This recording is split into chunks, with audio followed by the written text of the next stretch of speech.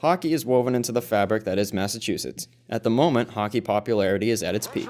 The Bruins are heavy Stanley Cup favorites, and Danvers native Megan Duggan has just captained Team USA to gold in the 2018 Winter Olympics.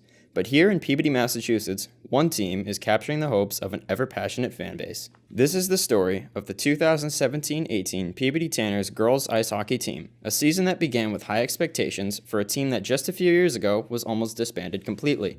Due to the effort of then athletic director Phil Sheridan, the team was saved. The first step in the rebuild process was hiring Michelle Roach.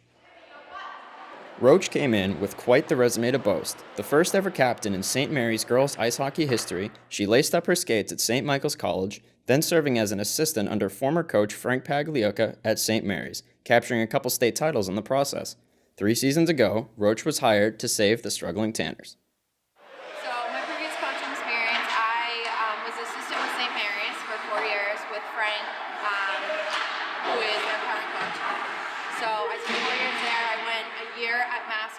And then I took over this program 3 years ago. And within 2 seasons, her impact on the program was obvious. They're starting to score, which was something they weren't doing. And the kids are playing fairly well together. One of the things that I'm noting, the depth of our program, the girls' program, is so much better than it's been in the past. Our kids are really, she's running 3 lines, pretty much 3 lines a lot. 2 lines maybe more so, but now the 3rd line is getting in a lot. So that's good.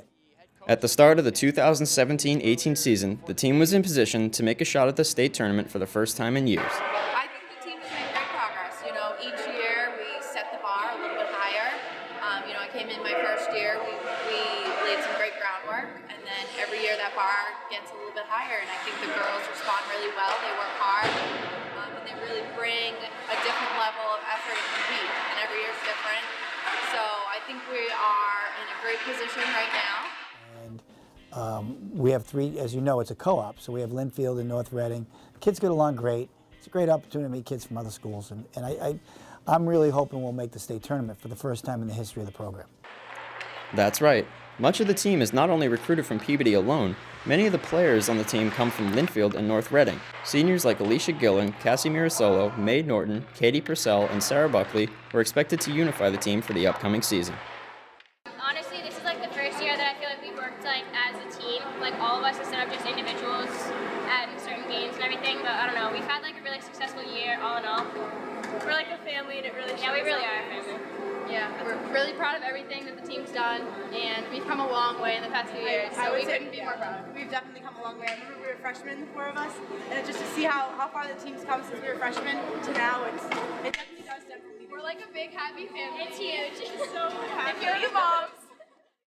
The Tanner offense sure came up big this year. Some would characterize them as explosive. Jess Robert was a prominent second-line scorer. Kat DeGiulio scored some timely goals, such as this goal versus Beverly, and Jen Flynn was the team's second leading goal scorer. Flynn, wrist shot. Oh, it went in! Face off. Mirasolo using her speed. She's on a breakaway, moving on in. Backhander scores! Among these talented scorers is winger Sammy Mirasolo, number 8. Mirasolo caught the league by storm, tallying 27 goals and 14 assists on the year. She became the first Tanner in team history to win conference MVP honors, and she's only a sophomore. She still has 2 more years of eligibility left. What a goal! Sammy Mirasolo's second. I think it feels pretty amazing. It's an honor, and especially I'm very thankful to have this opportunity, especially as a sophomore.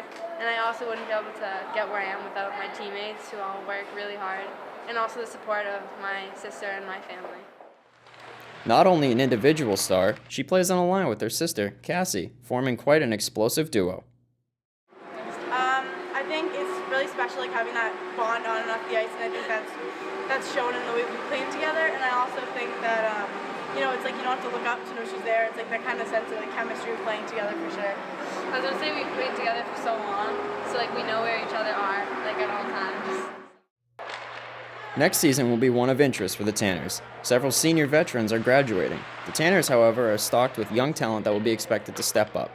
These players include players like Riley Ganter, Paige Thibodeau, Elise Staunton, Jess Robert, Dana Campersall, and Carolyn Garofoli. Garofoli, a talented sophomore defender, was the second part of a formidable pair on the top line with Mae Norton. An enthusiastic young defender, she will likely face the task of taking over the top line with Riley Ganter next season, with Norton and fellow senior defender Katie Purcell graduating.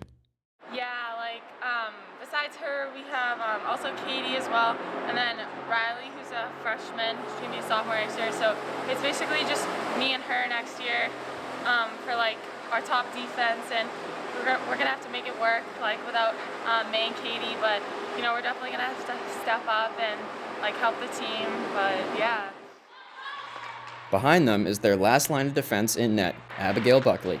The junior goalie is setting record save percentage numbers, backstopping the Tanners to the tournament this season. At one of the most physically and mentally demanding positions in the sport, she regularly meets the challenge.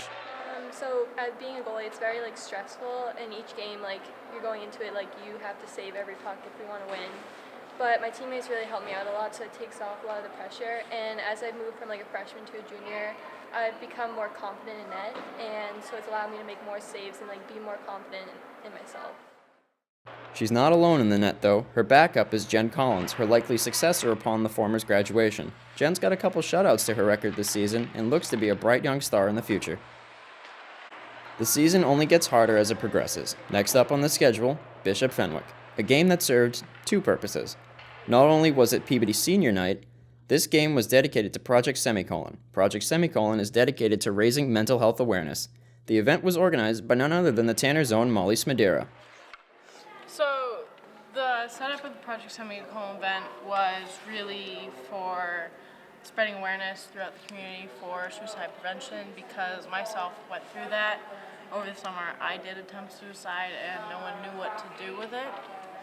And so I wanted the community around me to know how to deal with it, because it's not a bad thing to talk about. Because people are afraid to say, oh my God, you went through this, they don't know how to respond. So I wanted to educate the community, because no one knows what to do and it's not a bad thing to talk about. The game ended in a 2-1 Tanners win on goals by Sammy Mirasolo and Jen Flynn. For her efforts in promoting Project Semicolon, Smadera won the Boston Bruins MIAA Sportsmanship Award for her efforts. Project Semicolon isn't the only cause the Tanners are a part of. Late in the season, the team hosted a skate clinic for Peabody's young and promising hockey players, many of whom may be the future of the team. The next challenge, a rematch with the Crusaders in the Carlin Cup, an annual game played between PHS and Fenwick. It was no contest. Sammy Mirasolo had a hat trick by the third period, and second leading goal scorer Jen Flynn put the final nail in the Crusaders' coffin. From there on, the defense of Norton, Garofoli, Purcell, and Ganter took over.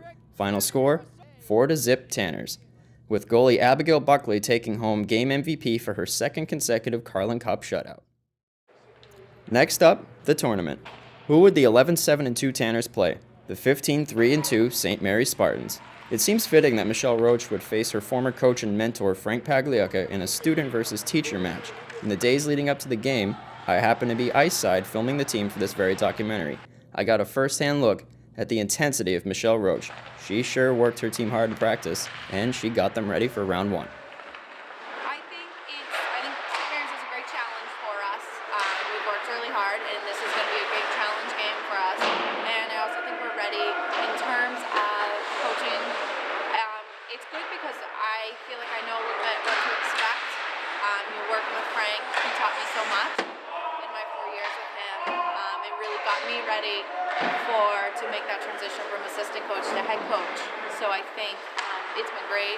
I think he's a great coach, and we're looking forward to taking on that game. It was on that night that the Tanners season came to an untimely end. It was a 2-0 Tanners loss, but not without any individual heroics. Brazilian defense stymied the Spartans for 2 periods. Abigail Buckley saved the first 36 shots that came her way, ending 42 of 44 on saves, a season high.